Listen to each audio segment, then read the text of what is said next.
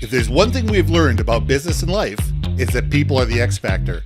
They constantly surprise us, both in amazing ways and not so much.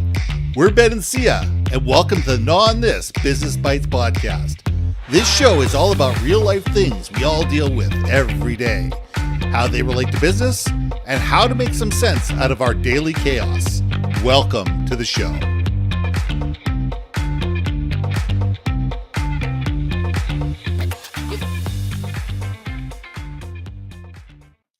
And welcome back to another episode of Gnaw on This Business Bites. I'm Ben, this is Sia, and this week I want to talk to you about you can't get alignment through assumptions. We assume way too much. We really do. As organizations, we assume that, we've come up with this brilliant idea. We've sat in these little rooms with 10 or 12 or 15 of us, and we've come up with this plan, and it's taken us days, weeks, months to come up with it. And we assume that as soon as we open the door and let in a little bit of light and let everybody else in the office in on what we've decided, that everybody immediately is going to buy into this. And everybody's going to think that what we thought was a good idea was a good idea. And that everybody thinks that they're going to actually be able to achieve what we assume that they're going to be able to achieve. We're not going to get alignment through closed doors. We need to let the light in early. The more people we can sit there and say, hey, listen, we're thinking about this. What do you think? What are your viewpoints on this? What are we missing? And that's the big thing. We all have a bias. It's been proven time and time again in advertising, in boardrooms, in marketing. It's been proven time and time again that we all have biases. And until we can sit there and say, yes, I don't know everything. I can't think of everything. I'm not everywhere. I don't know every little minutia detail that goes on in my own company and how everything works and what the current, flow is.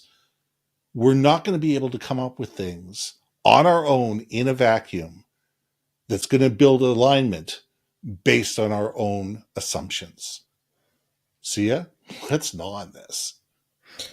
Oh boy, look, alignment, what an elusive word, because I don't know about you, but if you know anything about cars, like getting your cars, the wheels all aligned, like Hopefully, when it's running and when it's aligned, it's like so smooth, like it's butter, know, but the second you can tell the tires are out of alignment for whatever reason, it is not butter. It's like a rock and roll ride. And you're like, wow, okay, I guess we're in a portable milkshake machine, you're kind of bouncing up and down, I think that's the funniest thing about alignment though, is because no matter how much you might communicate with someone, if you're not clear, if it's not clear to someone, if it's not explained concisely, that's easily understood, you're not going to get alignment like you think you will. I can't tell you how many times I've said this in so many other episodes. Do you understand the words that are coming out of my mouth? And it's the truth. What you think you're communicating most oftentimes is a game of telephone. And so what you're hoping, and again, there's that book, hope is not a strategy, but we do this naturally, that we hope that everyone is on the same page, company mission and purpose. And every year we always start off with that, right? Here's a reinstatement of our company mission and goals. This is our values. It's like, everyone goes through the HR training session once and then we forget about it for the rest of the year. Is that true? The rest of our lives.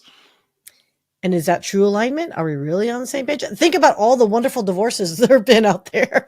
Yeah, I think there was alignment. I'm just saying. Well, what's George Bernard Shaw quote? And it's on my website, and I'll paraphrase it. It says the biggest challenge with communication is the misunderstanding that it actually exists, and I'm butchering it. It's just the fact. We all think we're great communicators. We all think just because I've said something, everybody understands it, everybody agrees with it, Everybody is on board with it. Everybody knows exactly what needs to happen next. And they're all jumping at the bit, to be able to get involved, to be part of it. None of that is true. None of that is true. Just because you've told somebody something doesn't mean, first of all, that they heard you. I look at, and we've used this analogy before, and I'll bring it back to alignment. Is the side of the road is the billboard, this 35 or 40 foot foot wide billboard, and you drive past it 20, 30, 50 times, and you never see it. Yep. You never see it because you're looking the other way. You're changing the radio. You're focused on the traffic in front of you. You've got sun in your eyes. There's a million different things that keep you from actually looking at it, but it takes you a while. And eventually, and the reason this is why they're there is because people drive past it time again and time again and time again and time again, that all of a sudden they go, okay, now I get it. And we need to sit there and think about that in our own businesses. You tell somebody that something is a 911 priority. However, they've got 3 other people telling them that 3 other different things are 911 priorities. There's no alignment there. There's absolutely no alignment because, what truly is the 911 priority? Which is the one that actually does need to get done first? What is the one that truly needs to happen by the end of the day?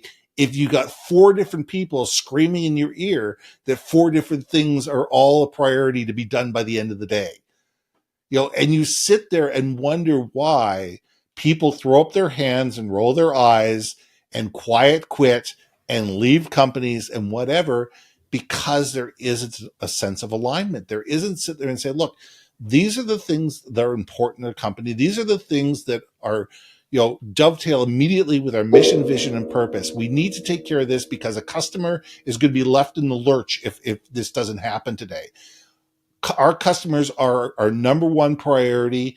Then could you please take care of this? Absolutely. We say time and time again, and we believe and we act time and time again that our customers are number one priority. Yep, this goes to the side, this picks up, we're in alignment, off I go.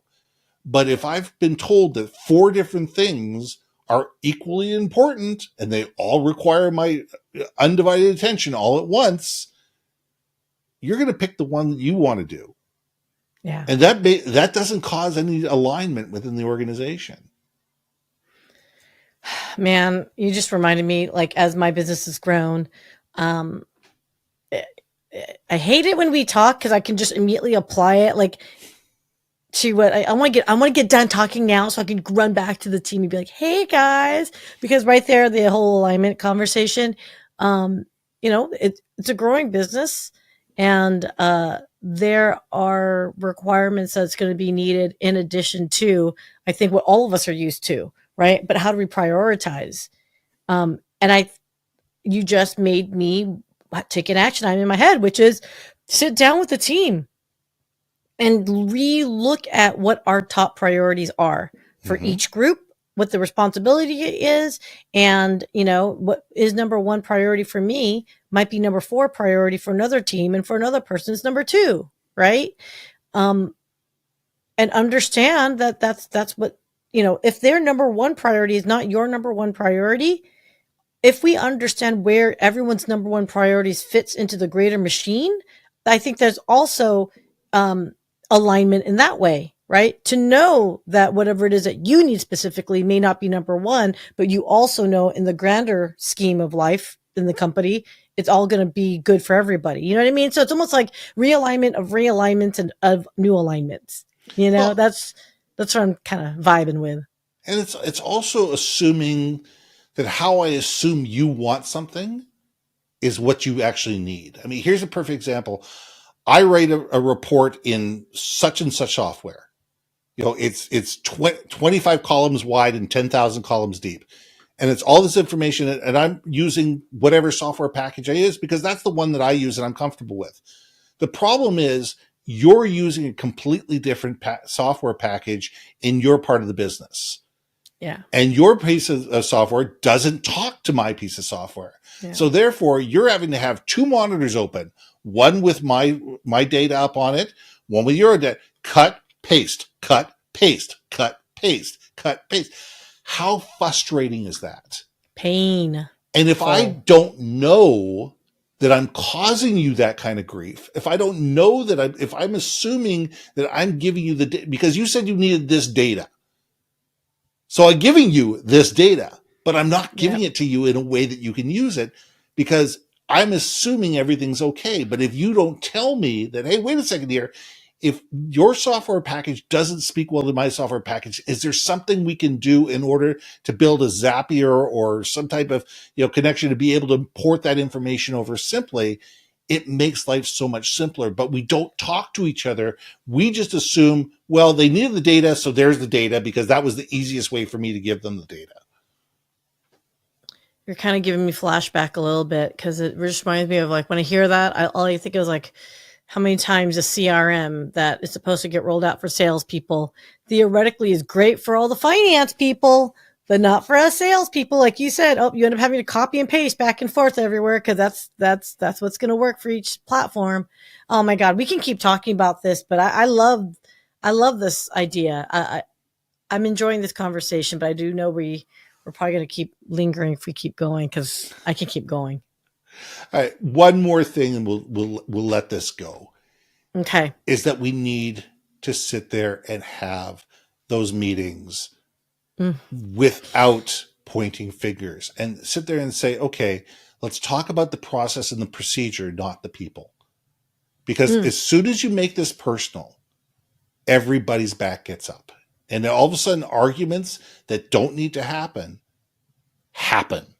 Yeah. And animosity and mistrust and disengagement are the factors that come part of this. The more we can sit there and say, hey, listen, we're having a problem where all of a sudden we're getting all this data and we can't use it in the way that it is, or it's really inefficient and it's killing my budget because of this. Is there a more effective way that we could do this? Because I'm spending $1.5 million in data entry that I really shouldn't have to. Right. And when you put it in those terms, maybe it's time for the CFO to invest in a new piece of software that works for everybody and aligns the teams. So we need to openly communicate, and we basically say it there, I need this because, and it's not because I want this, it's because it's ineffective for the way the information flows throughout the company, or the process doesn't work and leads to worse Q&A, or whatever it is. It's not only saying how it affects you, but how it affects the entire process. So we need to look at things that way. Ditto. I love your ads. The ads always are. So let's leave it there. The ditto is a great place to leave things. I'm Ben. And I'm Sia. And we'll see you soon. Ditto. Hey. Thanks for listening to another episode of Not On This, Business Bites. If you liked what you heard, we most humbly ask that you like, share, and hit that subscribe button. And if you want to communicate more effectively within your organization, contact Ben at yourbrandmarketing.com or me at brilliantbeammedia.com. We can help you build your community, brand awareness, and personality through digital content and podcasting. We cannot wait to hear from you. So see you next week for another episode of Not On This, Business Bites.